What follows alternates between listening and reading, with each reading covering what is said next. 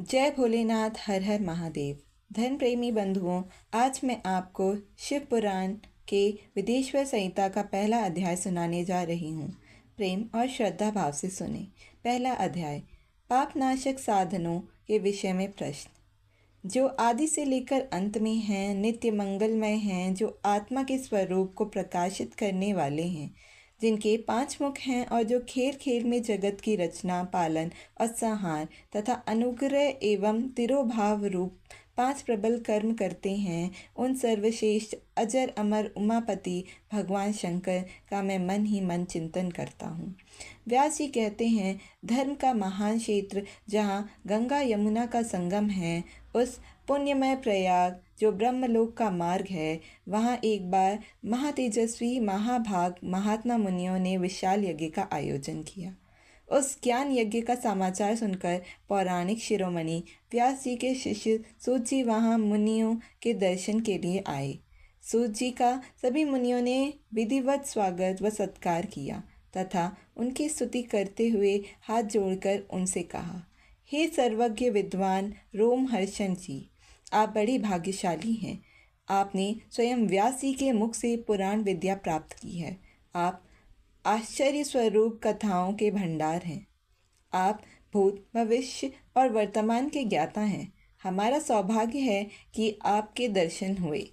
आपका यहाँ आना निरर्थक नहीं हो सकता। आप कल्याणकारी हैं।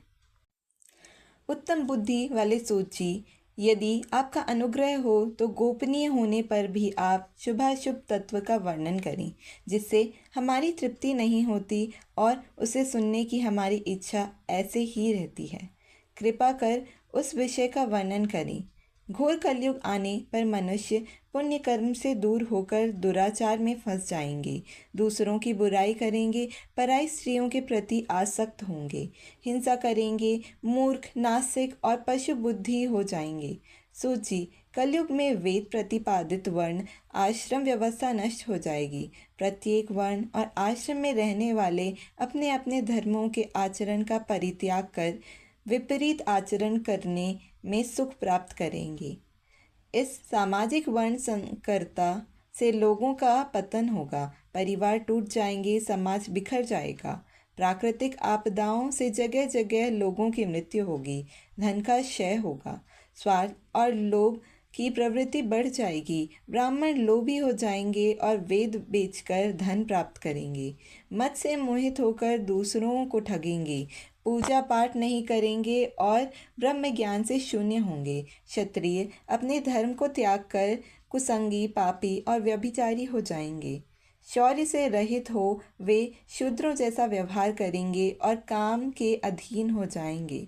वैश्य धर्म से विमुख हो संस्कार भ्रष्ट होकर कुमार्गी, धनोपार्जन परायण होकर नाप तौल में ध्यान लगाएंगे। शूद्र अपना धर्म कर्म छोड़कर अच्छी वेशभूषा से सुशोभित हो व्यर्थ घूमेंगे। वे कुटिल और ईर्ष्यालु होकर अपने धर्म के प्रतिकूल हो जाएंगे, कुकर्मी और वाद विवाद करने वाले होंगे। वे स्वयं को कुलीन मानकर सभी धर्मों और वर्णों में विवाह करेंगे। स्त्रियां सदाचार से विमुख हो जाएंगी। वे अपने पति का अपमान करेंगी और सास ससुर से लड़ेंगी, मलिन भोजन करेंगी। उनका शील स्वभाव बहुत बुरा होगा। सोची, इस तरह जिनकी बुद्धि नष्ट हो गई है और जिन्होंने अपने धर्म का त्याग कर दिया है, ऐसे लोग लोक परलोक में उत्तम गति कैसे प्राप्त करेंगे? इस चिंता से हम सभी व्याकुल हैं। परोपकार के समान कोई धर्म नहीं है। इस धर्म का पालन करने वाला दूसरों को सुखी करता हुआ स्वयं भी प्रसन्न अनुभव करता है। यह भावना यदि निष्काम हो तो कर्ता का हृदय शुद्ध करते हुए उसे परम गति प्रदान करती है। हे महामुनि, आप समस्त सिद्धांतों के ज्ञाता हैं। कृपा कर ऐसा कोई उपाय बताइए जिससे इन सब के पापों का तत्काल नाश हो जाए। व्यास जी कहते हैं, उन शेष मुनियों की यह बात सुनकर सूत जी ने मन ही मन परम श्रेष्ठ भगवान शंकर का स्मरण करके उनसे इस प्रकार बोला। दूसरा अध्याय, शिव पुराण का परिचय और महिमा। सूत जी कहते हैं, साधु महात्माओं, आपने बहुत अच्छी बात पूछी है। यह प्रश्न तीनों लोगों का हित करने वाला है। आप लोगों के स्नेहपूर्वक आग्रह पर गुरुदेव व्यास का स्मरण कर मैं समस्त पाप राशियों से उद्धार करने वाले शिव पुराण की अमृत कथा का वर्णन कर रहा हूँ। ये वेदांत का सारस्व है। यही परलोक में परमार्थ को देने वाला है तथा दुष्टों का विनाश करने वाला है। इसमें भगवान शिव के उत्तम यश का वर्णन है। धर्म, अर्थ, काम और मोक्ष आदि पुरुषार्थों को देने वाला पुराण अपने प्रभाव की दृष्टि से वृद्धि तथा विस्तार को प्राप्त हो रहा है। शिव पुराण के अध्ययन से कलियुग के सभी पापों में लिप्त जीव उत्तम गति को प्राप्त होंगे। इसके उदय से ही कलियुग का उत्पात शांत हो जाएगा। शिव पुराण को वेद तुल्य माना जाएगा। इसका प्रवचन सर्वप्रथम भगवान शिव ने ही किया था। इस पुराण के 12 खंड या भेद हैं। ये 12 संहिताएं हैं: विदेश्वर संहिता, रुद्र संहिता, विनायक संहिता, उमा संहिता, सहस्र कोटि रुद्र संहिता, एकादश रुद्र संहिता, कैलाश संहिता, शतरुद्र संहिता, कोटि रुद्र संहिता, मात्र संहिता, वायवीय संहिता तथा धर्म संहिता। विदेश्वर संहिता में 10,000 श्लोक हैं। रुद्र संहिता, विनायक संहिता, उमा संहिता और मात्र संहिता प्रत्येक में 8-8 हजार श्लोक हैं। एकादश रुद्र संहिता में 13,000, कैलाश संहिता में 6,000, शतरुद्र संहिता में 3,000, कोटि रुद्र संहिता में 9,000, सहस्र कोटि रुद्र संहिता में 11,000, वायवीय संहिता में 4,000 तथा धर्म संहिता में 12,000 श्लोक हैं। मूल शिव पुराण में कुल 1,00,000 श्लोक हैं, परंतु व्यास जी ने इसे 24,000 श्लोकों में संक्षिप्त कर दिया है। पुराणों की क्रम संख्या में शिव पुराण का चौथा स्थान है, जिसमें 7 संहिताएं हैं। पूर्व काल में भगवान शिव ने 100 करोड़ श्लोकों का पुराण ग्रंथ ग्रंथित किया था। सृष्टि के आरंभ में निर्मित यह पुराण साहित्य अधिक विस्तृत था। द्वापर युग में द्वैपायन आदि महर्षियों ने पुराण को 18 भागों में विभाजित कर 4,00,000 श्लोकों में इसको संक्षिप्त कर दिया। इसके उपरांत व्यास जी ने 24,000 श्लोकों में इसका प्रतिपादन किया। यह वेद तुल्य पुराण विदेश्वर रुद्र संहिता, शतरुद्र संहिता, कोटि रुद्र संहिता, उमा संहिता, कैलाश संहिता और वायवीय संहिता नामक 7 संहिताओं में विभाजित है। यह 7 संहिताओं वाला शिव पुराण वेद के समान प्रामाणिक तथा उत्तम गति प्रदान करने वाला है। इस निर्मल शिव पुराण की रचना भगवान शिव द्वारा की गई है तथा इसको संक्षेप में संकलित करने का श्रेय व्यास जी को जाता है। शिव पुराण सभी जीवों का कल्याण करने वाला, सभी पापों का नाश करने वाला है। यही सत्पुरुषों को कल्याण प्रदान करने वाला है। यह तुलना रहित है तथा इसमें वेद प्रतिपादित अद्वैत ज्ञान तथा निष्कपट धर्म का प्रतिपादन है। शिव पुराण शेष मंत्र समूहों का संकलन है तथा यही सभी के लिए शिव धाम की प्राप्ति का साधन है। समस्त पुराणों में सर्वश्रेष्ठ शिव पुराण ईशा रहित अंतःकरण वाले विद्वानों के लिए जानने की वस्तु है। इसमें परमात्मा का गान किया गया है। इस अमृतमय शिव पुराण को आदर से पढ़ने और सुनने वाले मनुष्य भगवान शिव का प्रिय होकर परम गति को प्राप्त कर लेता है। तीसरा अध्याय, श्रवण, कीर्तन और मनन साधनों की श्रेष्ठता। व्यास जी कहते हैं, सूत जी के वचनों को सुनकर सभी महर्षि बोले, भगवान आप वेद तुल्य अद्भुत एवं पुण्यमयी शिव पुराण की कथा सुनाइए। सूत जी ने कहा, हे महर्षिगण, आप कल्याणमय भगवान शिव का स्मरण करके वेद के सार से प्रकट शिव पुराण की अमृत कथा सुनिए। शिव पुराण में भक्ति, ज्ञान और वैराग्य का गान किया गया है। जब सृष्टि आरंभ हुई तो 6 कुलों कि महर्षि आपस में वाद विवाद करने लगी कि अमुक वस्तु उत्कृष्ट है, अमुक नहीं। जब इस विवाद ने बड़ा रूप धारण कर लिया तो सभी अपनी शंका के समाधान के लिए सृष्टि की रचना करने वाले अविनाशी ब्रह्मा जी के पास जाकर हाथ जोड़कर कहने लगे, हे प्रभु, आप संपूर्ण जगत को धारण कर उनका पोषण करते हैं। प्रभु, हम जानना चाहते हैं कि संपूर्ण तत्वों से परे परात्पर पुराण पुरुष कौन है।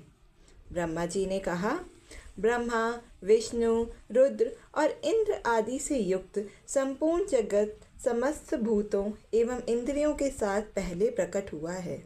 वे देव महादेव ही सर्वज्ञ और संपूर्ण हैं।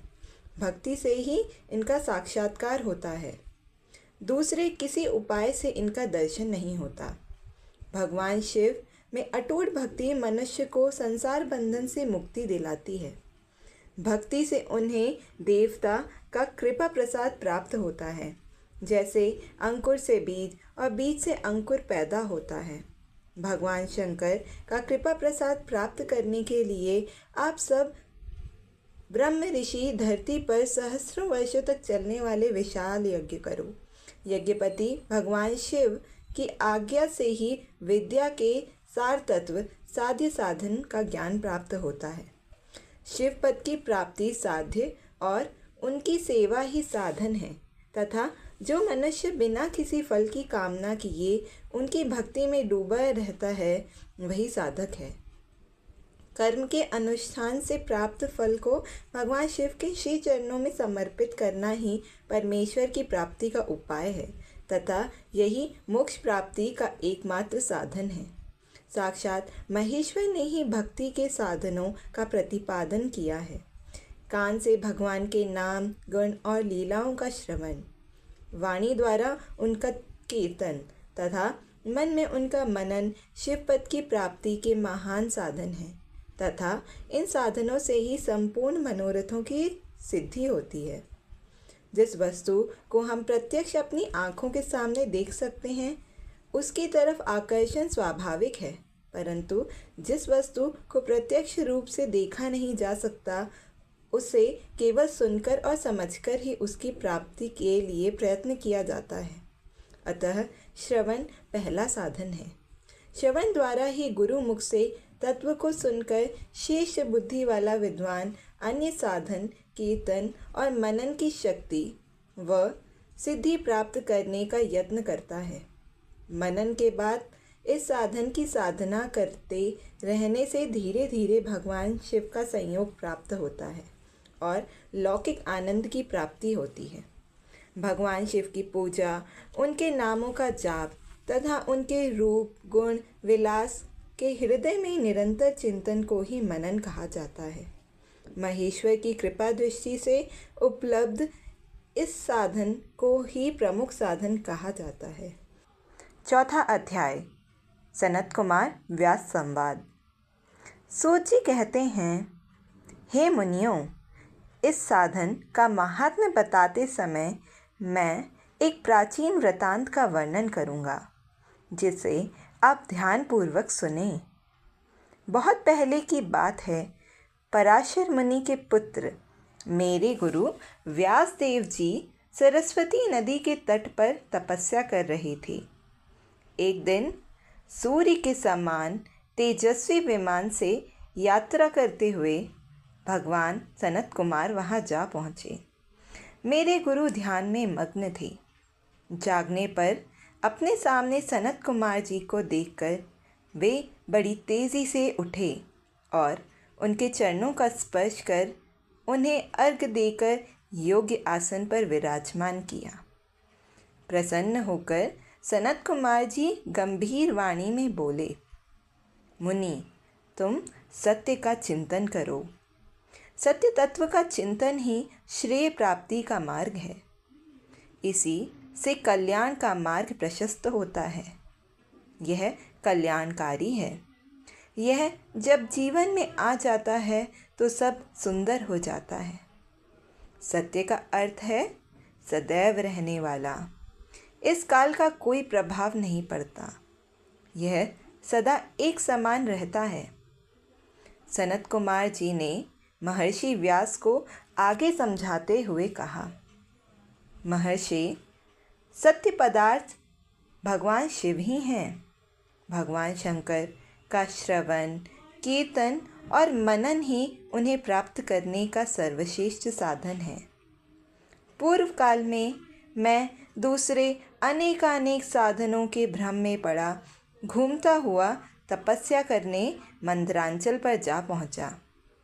कुछ समय बाद महेश्वर शिव की आज्ञा से सबके साक्षी तथा शिवगणों के स्वामी नंदिकेश्वर वहाँ आए और स्नेहपूर्वक मुक्ति का साधन बताते हुए बोले, भगवान शंकर का श्रवण, कीर्तन और मनन ही मुक्ति का स्रोत है।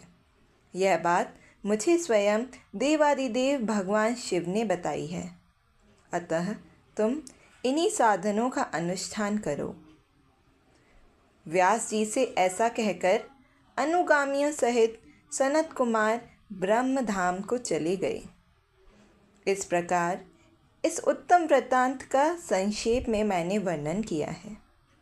ऋषि बोले, सूत जी, आपने श्रवण, कीर्तन और मनन को मुक्ति का उपाय बताया है, किंतु जो मनुष्य इन तीनों साधनों में असमर्थ हो, वह मनुष्य कैसे मुक्त हो सकता है? किस कर्म के द्वारा बिना यत्न के ही मोक्ष मिल सकता है?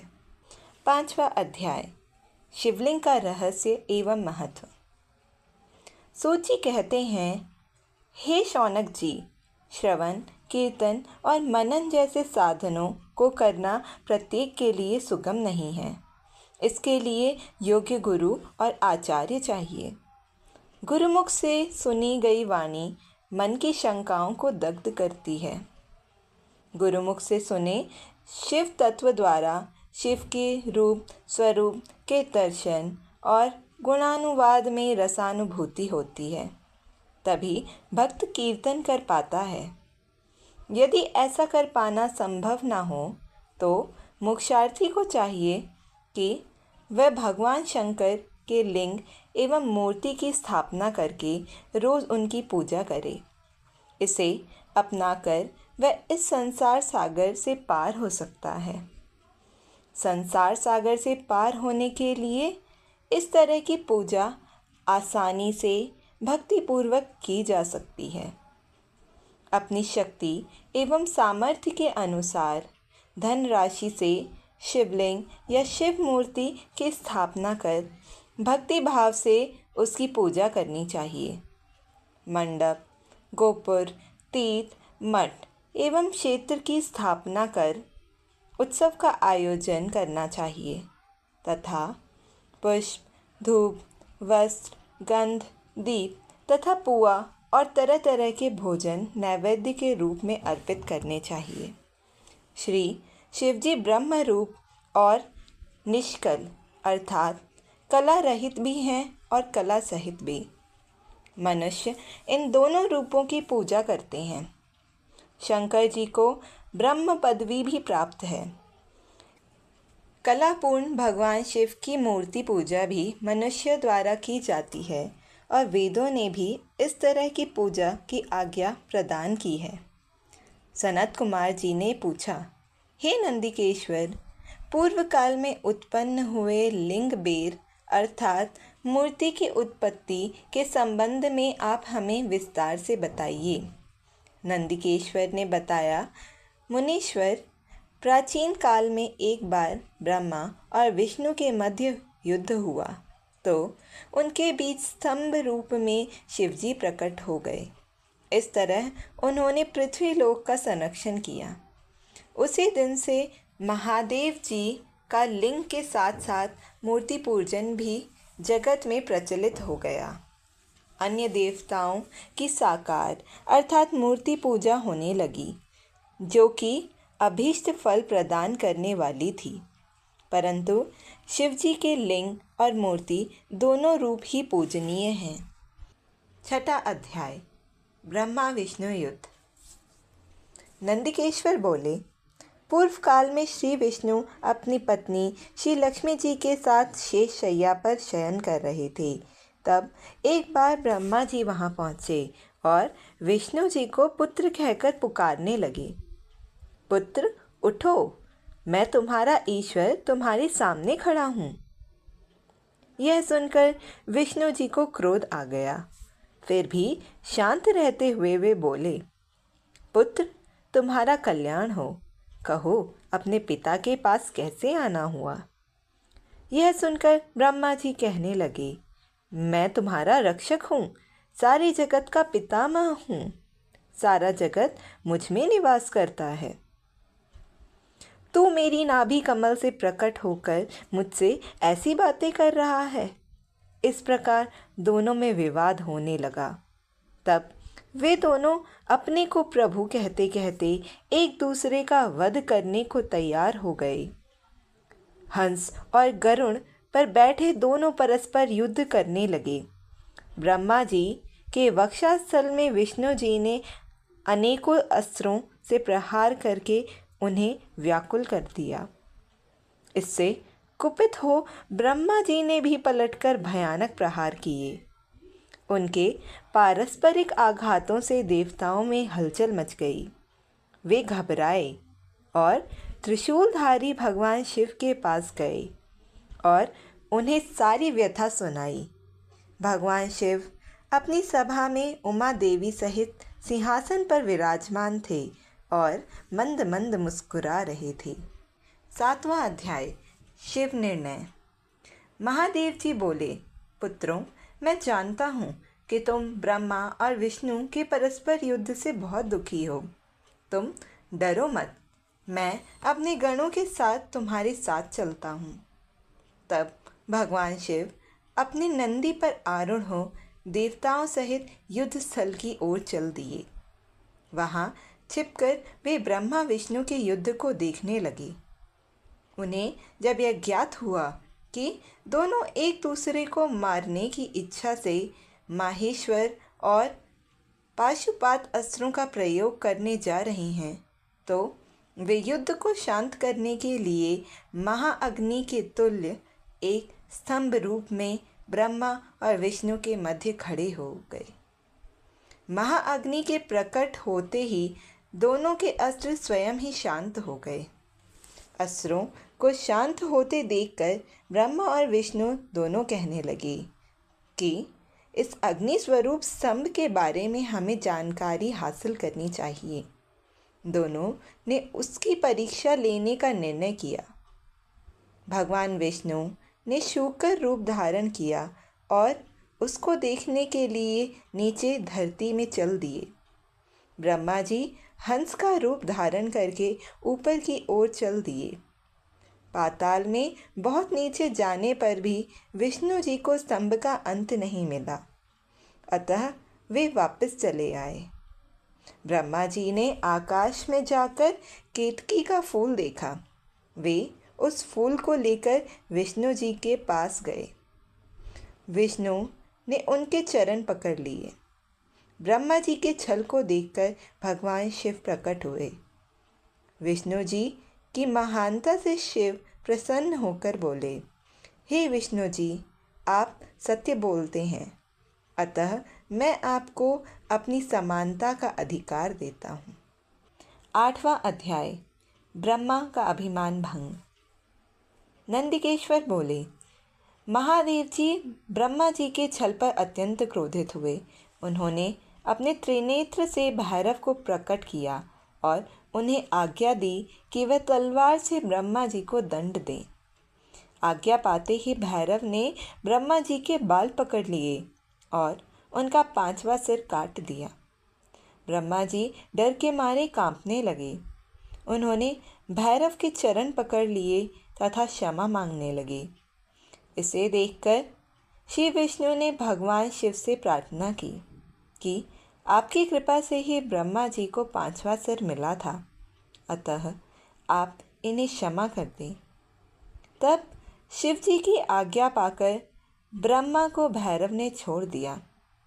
शिव जी ने कहा, तुमने प्रतिष्ठा और ईश्वरत्व को दिखाने के लिए छल किया है। इसलिए मैं तुम्हें शाप देता हूँ कि तुम सत्कार, स्थान व उत्सव से विहीन रहोगे।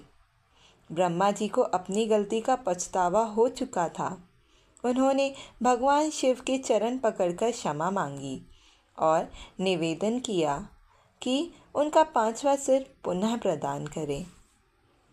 महादेव जी ने कहा, जगत की स्थिति को बिगड़ने से बचाने के लिए पापी को दंड अवश्य देना चाहिए ताकि लोक मर्यादा बनी रहे। मैं तुम्हें वरदान देता हूँ कि तुम गणों के आचार्य कहलाओगे और तुम्हारे बिना यज्ञ पूर्ण न होंगे। फिर उन्होंने केतकी के पुष्प से कहा, अरे दुष्ट केतकी पुष्प, अब तुम मेरी पूजा के अयोग्य रहोगे। तब केतकी पुष्प को बहुत दुख हुआ और उनके चरणों में गिरकर माफ़ी मांगने लगा। तब महादेव जी ने कहा, मेरा वचन तो झूठा नहीं हो सकता, इसीलिए तू मेरे भक्तों के योग्य होगा। इस प्रकार तेरा जन्म सफल हो जाएगा। 9वां अध्याय, लिंग पूजन का महत्व।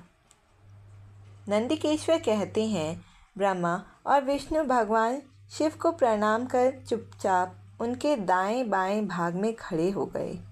उन्होंने पूजनीय महादेव जी को शेष आसन पर बैठाकर पवित्र वस्तुओं से उनका पूजन किया।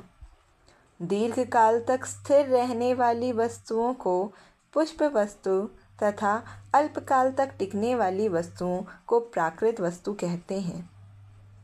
हार, नूपुर, केयूर, किरीट, मणिमय कुंडल, यज्ञोपवीत, उत्तरीय वस्त्र, पुष्पमाला, रेशमी वस्त्र, हार, मुद्रिका, पुष्प, तांबुल, कपूर, चंदन एवं अगरू का अनुलेप, धूप, दीप, श्वेत छत्र, व्यंजन, ध्वजा, चवर तथा अनेक दिव्य उपहारों द्वारा, जिनका वैभव वाणी और मन की पहुँच से परे था, जो केवल परमात्मा के योग्य थे, उनसे ब्रह्मा और विष्णु ने अपने स्वामी महेश्वर का पूजन किया। इससे प्रसन्न होकर भगवान शिव ने दोनों देवताओं से मुस्कुराकर कहा, पुत्रों, आज तुम्हारे द्वारा की गई पूजा से मैं बहुत प्रसन्न हूँ। इसी कारण यह दिन परम पवित्र और महान होगा। यह तिथि शिवरात्रि के नाम से प्रसिद्ध होगी और मुझे परम प्रिय होगी। इस दिन जो मनुष्य मेरे लिंग अर्थात निराकार रूप की या मेरी मूर्ति अर्थात साकार रूप की दिन रात निराहार रहकर अपनी शक्ति के अनुसार निश्चल भाव से यथोचित पूजा करेगा, वह मेरा परम प्रिय भक्त होगा। पूरे वर्ष भर निरंतर मेरी पूजा करने पर जो फल मिलता है, वह फल शिवरात्रि को मेरा पूजन करके मनुष्य तत्काल प्राप्त कर लेता है। जैसे पूर्ण चंद्रमा का उदय समुद्र की वृद्धि का अवसर है, उसी प्रकार शिवरात्रि की तिथि मेरे धर्म की वृद्धि का अवसर है। इस तिथि को मेरी स्थापना का मंगलमय उत्सव होना चाहिए। मैं मार्गशीर्ष मास में आद्रा नक्षत्र से युक्त पूर्णमासी या प्रतिपदा को ज्योतिर्मय स्तंभ के रूप में प्रकट हुआ था। इस दिन जो भी मनुष्य पार्वती सहित मेरा दर्शन करता है अथवा मेरी मूर्ति या लिंग की झांकी निकालता है, वह मेरे लिए कार्तिकेय से भी अधिक प्रिय है। इस शुभ दिन मेरे दर्शन मात्र से पूरा फल प्राप्त होता है। यदि दर्शन के साथ मेरा पूजन भी किया जाए तो इतना अधिक फल प्राप्त होता है कि वाणी द्वारा उसका वर्णन नहीं किया जा सकता। लिंग रूप में प्रकट होकर वह बहुत बड़ा हो गया था, अतः लिंग के कारण यह भूतल लिंग स्थान के नाम से प्रसिद्ध हुआ। जगत के लोग इसका दर्शन और पूजन कर सकें, इसके लिए यह अनादि और अनंत ज्योति स्तंभ अथवा ज्योतिर्मय लिंग अत्यंत छोटा हो जाएगा। यह लिंग सब प्रकार के भोग सुलभ कराने वाला तथा भोग और मोक्ष का एकमात्र साधन है। इसका दर्शन, स्पर्श और ध्यान प्राणियों को जन्म और मृत्यु के कष्ट से छुड़ाने वाला है। शिवलिंग के यहाँ प्रकट होने के कारण यह स्थान अरुणाचल नाम से प्रसिद्ध होगा तथा यहाँ बड़े बड़े तीर्थ प्रकट होंगे। इस स्थान पर रहने या मरने से जीवों को मोक्ष प्राप्त होगा। मेरे दो स्वरूप हैं, साकार और निराकार। पहले मैं स्तंभ रूप में प्रकट हुआ हूँ, फिर अपने साक्षात रूप में। ब्रह्म भाव मेरा निराकार रूप है तथा महेश्वर भाव मेरा साक्षात रूप है। ये दोनों ही मेरे सिद्ध रूप हैं। मैं ही परब्रह्म परमात्मा हूँ। जीवों पर अनुग्रह करना मेरा कार्य है। मैं जगत की वृद्धि करने वाला होने के कारण ब्रह्म कहलाता हूँ। सर्वज्ञ स्थित होने के कारण मैं ही सबकी आत्मा हूँ। सर्ग से लेकर अनुग्रह तक जो जगत संबंधी 5 कृत्य हैं, वे सदा ही मेरे हैं। मेरे ब्रह्म रूप पता का बोध कराने के लिए पहले लिंग प्रकट हुआ, फिर अज्ञात ईश्वरत्व का साक्षात्कार कराने के लिए मैं जगदीश्वर रूप में प्रकट हो गया। मेरा सकल रूप मेरे इष्ट का और निष्कल रूप मेरे ब्रह्म स्वरूप का बोध कराता है। मेरा लिंग मेरा स्वरूप है और मेरे सामीप्य की प्राप्ति कराने वाला है। मेरे लिंग की स्थापना करने वाले मेरे उपासक को मेरी समानता की प्राप्ति हो जाती है तथा मेरे साथ एकत्व का अनुभव करता हुआ संसार सागर से मुक्त हो जाता है। वह जीते जी परमानंद का अनुभव करता है।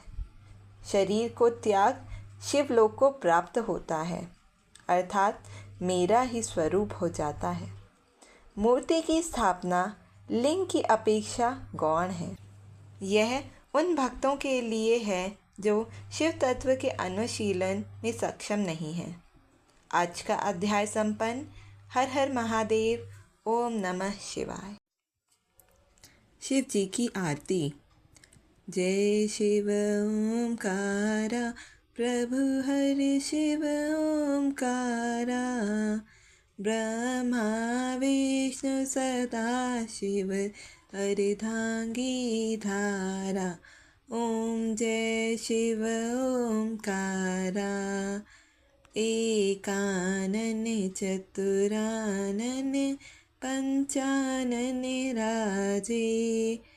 हंसासन गरुणासन वृषवाहन साजे।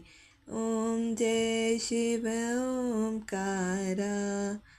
दो भुज चार चतुर्भुज 10 भुज अति सोहे। तीनों रूप निरखता त्रिभुवन जन मोहे। ओम जय शिव ओमकारा।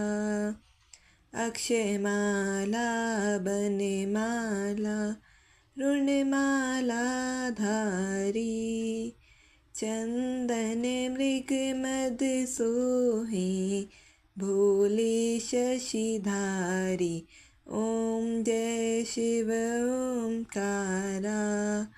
श्वेतांबर पीतांबर बाघांबर अंगे। सनकादिक ब्रह्मादिक भूतादिक संगे। ओम जय शिव ओमकारा।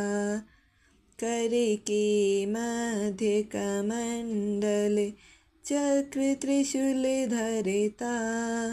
जग करता जग भरता जग पालन करता। ओम जय शिव ओमकारा।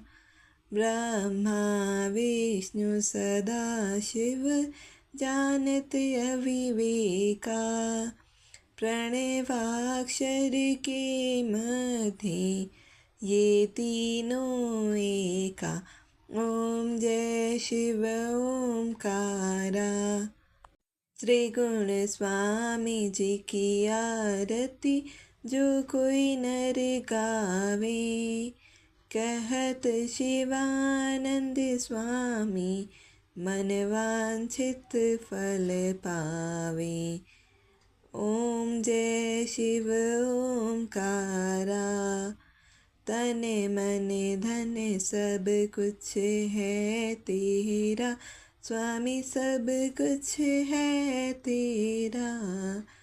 तेरा तुझको अर्पण क्या लागे मेरा।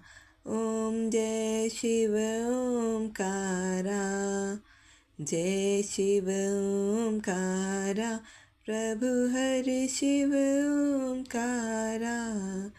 ब्रह्मा विष्णु सदा शिव अर्धांगी धारा। ओम जय शिव ओमकारा। प्रभु हर शिव ओमकारा। बोलो शंकर भगवान की जय। बोलो उमापति महादेव की जय।